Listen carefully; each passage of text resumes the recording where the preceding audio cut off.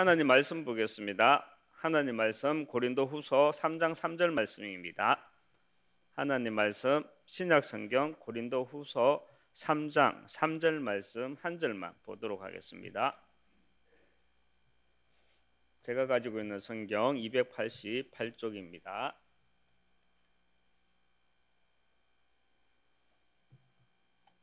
삼 절 말씀 한 절 합독하도록 하겠습니다. 너희는 우리로 말미암아 나타난 그리스도의 편지니 이는 먹으로 선 것이 아니요 오직 살아계신 하나님의 영으로 선 것이며 또 돌판에 선 것이 아니요 오직 육의 마음판에 선 것이라. 아멘.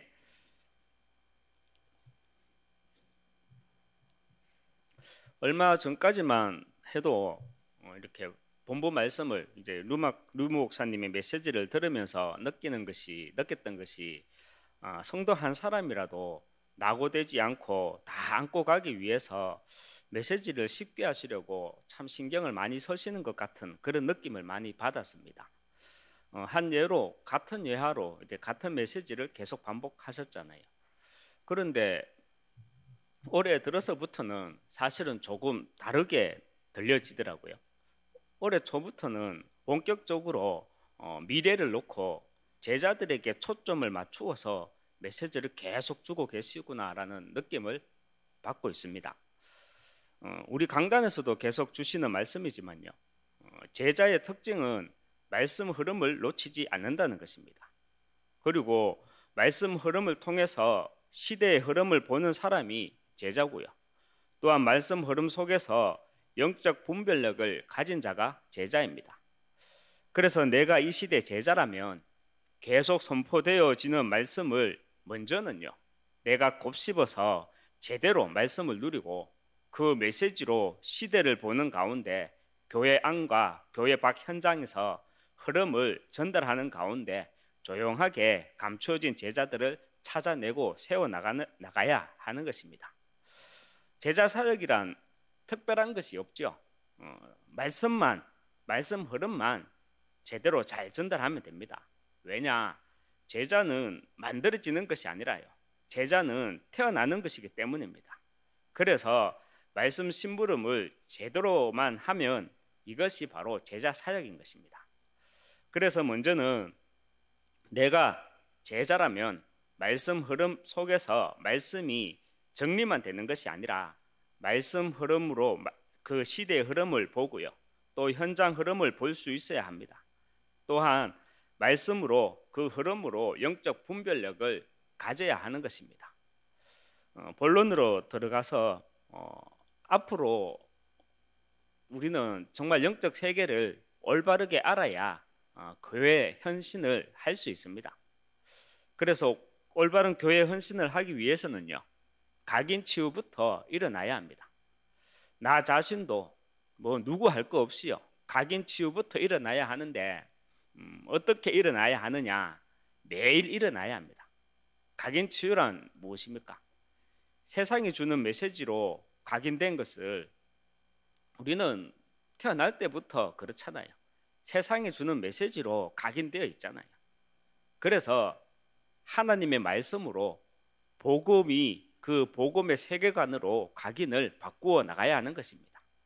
로마서 3장 23절에 모든 사람이 죄를 범하였음에 하나님의 영광에 이르지 못하더니 말씀을 합니다. 바울이 말한 그 죄가 무엇입니까? 창세기 3장 1절에서 6절에 하나님 떠나서 영적인 죽음을 말하는 것입니다. 그래서 로마서 8장 2절에서는 창세기 3장의 결과 죄와 사망의 법에 잡힌 우리 인간을 생명의 성령의 법으로 옮기겠다라고 이렇게 말씀을 하고요. 또 요한일서 3장 8절에 마귀는 처음부터 범죄한 자이니라. 하나님의 아들이 나타나신 것은 마귀의 일을 멸하려 하심이라 말씀하고 있는 것입니다. 창세기 3장의 죄의 결과로 창세기 6장 물질 우상, 그리고 창세기 11장 성공 우상으로 잘못된 각인이 바뀌어야 우리는 영적 세계를요 올바르게 볼 수 있습니다. 영적 세계라는 말을 옆에서 말을 하니까 그냥 막연하게 따라서 하는 것이 아니라 확실한 증거를 가지고 있는 자의 그 입과 발걸음에 보좌의 축복이 임하고요. 이 그리스도의 편지가 시공간을 초월해서 237과 5천 종족의 빛으로 임하게 되는 것입니다. 정인이란 어떤 사람이 정인입니까? 우리가 정인의 말을 하잖아요. 정인이란 본 것을 말하는 사람이 정인입니다. 맞죠? 그렇다면 여러분은 예수의 정인 맞습니까? 그렇다면 여러분은 예수님을 봤습니까? 저는 예수님을 못 봤습니다. 예수님은 못 봤지만 그리스도는 봤습니다. 그리스도를 봤다는 말은요, 우리 인간의 근본 문제는 하나님 떠난 죄 문제, 사단 문제, 거기에 대한 답이 바로 그리스도라는 사실을 내 삶과 인격을 통해서 그 체험한 것을 가지고 그리스도를 봤다라고 하는 것입니다. 우리는 12사도들처럼요, 예수님을 직접 보지는 못했지만 인간의 근본 문제에 대한 답이 그리스도라는 사실을 영적 세계 안에서 봤다면 나는요, 고린도전서 4장 1절 말씀처럼 하나님의 비밀을 맡은 정인입니다. 영적 세계를 그냥 막연하게 아는 것이 아니라 확실한 증거를 가지고 있는 자의 입과 그 발걸음에 보좌의 축복이 임하고요, 그리스도의 편지가 시공간을 초월해서 237과 5천 종족의 빛으로 임한다 했습니다. 그런데 현실은 어떠합니까? 말은 굉장히 근사한데 현실은 어떠하냐는 겁니다. 교회는 1세기가 뒤처져 있다 했습니다. 3단체들은 흑암의 능력으로 시공간을 초월해서 237을 하고 있는데 우리 교회는 1세기가 뒤처져 있다는 것입니다. 얼마 전에 루목사님이 성경에는 이미 시공간 초월에 대해서 말씀하고 있다 했습니다. 그런데 흑암들에게 3단체가 다 뺏기고 있다 그랬죠. 그렇다면 성경에 시공간 초월이라는 말이 어디에 나옵니까? 찾아보셨습니까? 성경에는 분명히 나옵니다. 특히나 구약 전체는요, 시공간을 초월하는 말씀으로 지금 나에게 역사하고 있다는 사실입니다. 구약 성경은요, 히브리어로 되어 있습니다. 히브리어에는요, 시제가 없습니다. 시제라는 말을 가장 간략하게 말을 하면 과거, 현재, 미래가 없는 것입니다. 항상 진행형으로 말씀을 하고 있는 것입니다.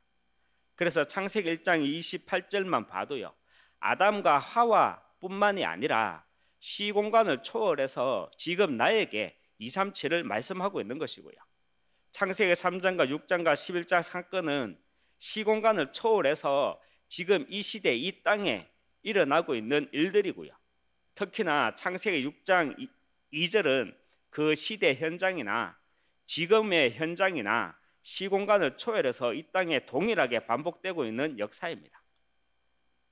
이사야서 6장 13절에 그 중에 10분의 1이 아직 남아있을지라도 이것도 황폐하게 될 것이나 밤나무와 상수리 나무가 뱀을 당하여도 그 거루터기는 남아있는 것 같이 거룩한 씨가 이 땅에 거루터기니라 말씀을 합니다. 그리고 사도행전 1장 8절에 오직 성령이 너희에게 임하시며 너희가 권능을 받고 예루살렘과 온 유대와 사마리아와 땅끝까지 이르러 내 정인이 되리라 하시니라 말씀을 하고요, 또 마태복음 28장 19절에서 20절에 그러므로 너희는 가서 모든 민족을 제자로 삼아 아버지와 아들과 성령의 이름으로 세례를 베풀고 내가 너희에게 분부한 모든 것을 가르쳐 지키게 하라. 볼지어다 내가 세상 끝날까지 너희와 항상 함께 있으리라 말씀을 하십니다.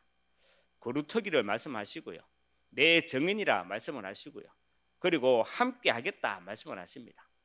사실 시공간을 초월해서 하나님은요, 지금 나에게 말씀을 하는 것입니다. 저는 그렇게 듣고 있고 그렇게 믿고 있습니다. 성경에는 이미 시공간을 초월하는 말씀으로요, 우리의 영적 정체성을 말하고 있는 것입니다. 여러분 혹시 우리 교회 1층 복도에도 그렇고요, 2층 복도 기둥에도 그렇고요, 삼청복도 기둥에도 그렇고 손 소독제 달려 있는 거 보셨죠? 혹시 보셨습니까? 못 보신 분도 많을 겁니다. 그냥 여사로 지나가 버립니다. 그 기둥에 달려 있는 손 소독제 교체된 것도 있는데요. 언제부터 그 자리에 있었는지 아십니까? 제 기억으로는 2009년 신종플루 사스 때로 기억하고 있습니다. 아니면 6년 전에 2015년 메르스라는 바이러스가 유행했었죠. 그때 달렸던지요. 아마 사스 때로 기억하고 있습니다. 앞으로 6년, 7년 후면 뭐 또 다른 게 나올 줄 모릅니다.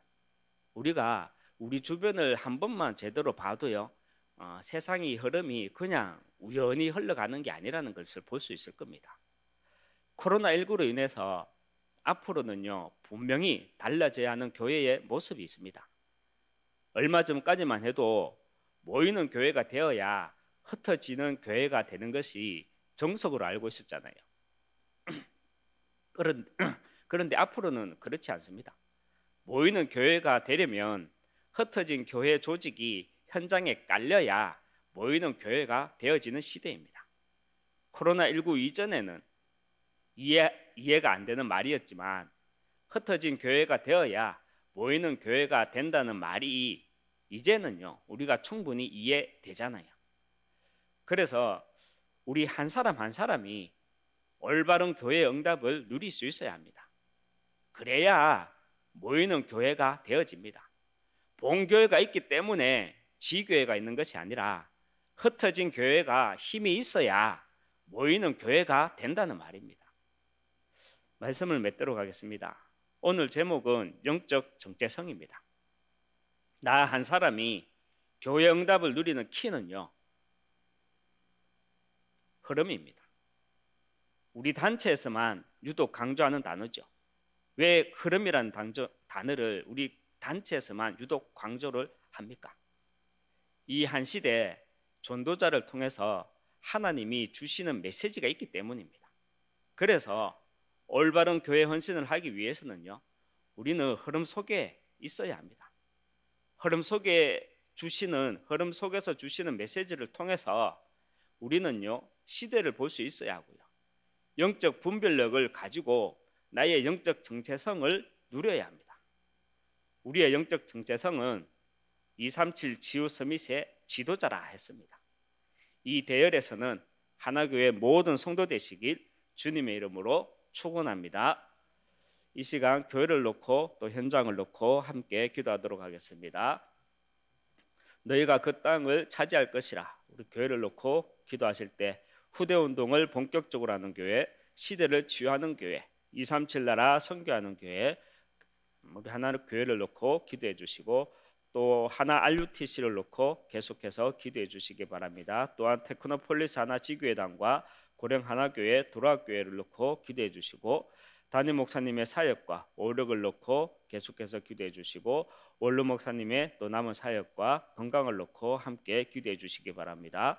우리 하나교회 모든 교육자분들이 부교육자분들이 현장 전도 목회 주역으로 세워지도록 모든 우리 중직자분들이 삼제자의 응답을 누리도록 우리 모든 렘넌트들이 삼서밋의 응답을 누리도록 기도해 주시고 선교를 놓고 기도하실 때 먼저 우리 민족을 놓고 기도해 주시고 또 각 나라 선교 현장에 계신 선교사님들을 놓고 또 교회 안에 237 나라 살릴 시스템이 세워지도록 각 나라마다 선교팀이 구성되어지도록 다민족 가운데 제자가 일어나도록 그리고 우리 후대 가운데 차세대 목회자와 선교사가 일어나도록 함께 기도해 주시기 바랍니다. 끝으로 영육간에 질고 가운데 있는 성도들이 있습니다. 또 개인과 가정, 내가 속한 모든 현장을 놓고 이 시간 함께 기도하시고 자유롭게 돌아가도록 하겠습니다. 기도하겠습니다.